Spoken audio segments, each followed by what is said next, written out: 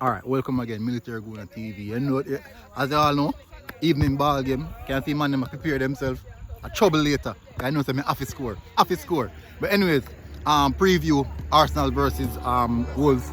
Last time out, Wolves lost to Crystal Palace. It wasn't a good showing from Wolverhampton. Good performance from Crystal Palace as well. Wolverhampton on 23 points, Arsenal on 31 points. And winning this game would be critical for us. That would take us into good contention for a top 4 position. And I think this is something that we have to get, or we need this one. But here we go on. Me are going to preview. And before we go any further, please drop a like, share, and subscribe. Military Guna TV. You guys don't know I am here for your previews, your lineup, predicted lineup, and also prediction. Poor weekend in regards to my FPL. Very, very poor weekend in regards to my FPL team. All my defenders were benched by Pep Guardiola, and I don't know why Pep Guardiola decided that he wants to play FPL. Pep Guardiola, you're a manager, you're a coach of Manchester City team. FPL is not for you. Leave FPL to the fans so we can enjoy the game.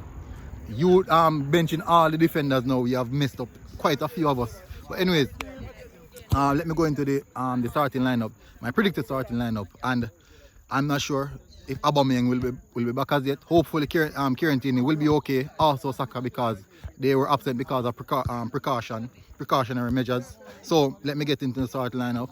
And in goal, Bern Leno, number 1 keeper, best keeper in the league for us.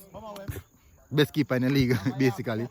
At right back, definitely I'll go with Cedric Soares. He has been really good so far, and I think this is the time that he's stepped up to the challenge, and this is the one we can go with, definitely. So agree, Cedric Soares.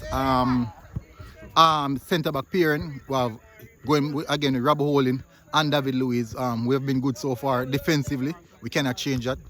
Cannot change a good thing that is going so far. Also, at left back, Kieran Tierney, hopefully he's fully fit now and rearing to go, because we need him. He's been out for a while now. In the midfield pairing, back again, Granit Xhaka and Thomas Partey. Thomas Partey didn't have a great game against Manchester United, even though you could have seen the quality there, in the same sense, but still have to go with him. They're the best partnership at this moment. Granit Xhaka realized putting aside his ego and playing some quality football with Thomas Partey. In the attacking three in front of them, on the right hand side, we have to go with Bukayo Saka, because he's the main man on the right hand side. Central attacking midfield era. Emile Smith-Rowe hopefully is fit. We have seen a few players at the latter stages of the game against Manchester United catching cramps, but I think we'll see much more from them. So Emile Smith-Rowe, the attacking midfield position, and on the left, Aubameyang will not be the game because of I think the COVID issues in regards to quarantine, such and such, and they have to be tested negative. But on the left, starting off again with Martinelli. But for this one, okay, I'll go Nicolas Pepe for this one. He has been good, really good so far. He created a lot of problems for Manchester United defenders, especially Luke Shaw, doing those flat step overs when he were entering the defensive thirds. So up front, Alexander Lacazette, and that is it, my starting lineup. Let me go through it again. In goal, Bern Leno. At right back, Cedric Soares. Bench Bellerin for now. He hasn't been really good. I think he definitely needs the rest.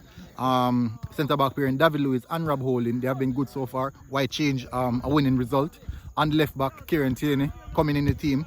Midfield pairings, we have Thomas Partey and Granit Xhaka. And up front, in front of them, attacking three. On the right, we have Bukayo Saka. Attacking midfield role, we have Emile Smith-Rowe. On the left, we have Nicolas Pepe, who have been in good form so far, creating a lot of chance. And up front, Alexander Lacazette. Hopefully, we have firepower on the bench. Odegaard on the bench. We also have Willian on the bench. But the great man himself, Gabriel Martinelli, will be present on the bench. So we have threat coming off the bench.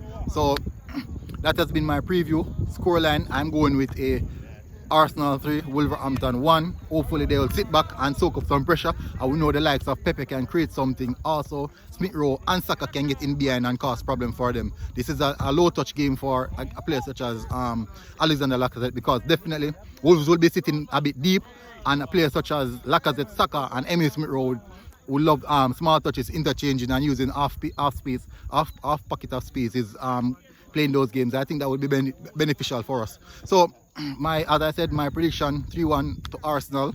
Hopefully we can move closer to the top 4 position and stay close into the Europa League and the Europa League position as well, as close as possible. And if we can creep in the Champions League position, that would be a bonus.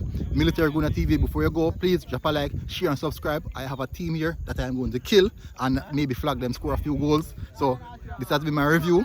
Guess what? Military Guna TV out.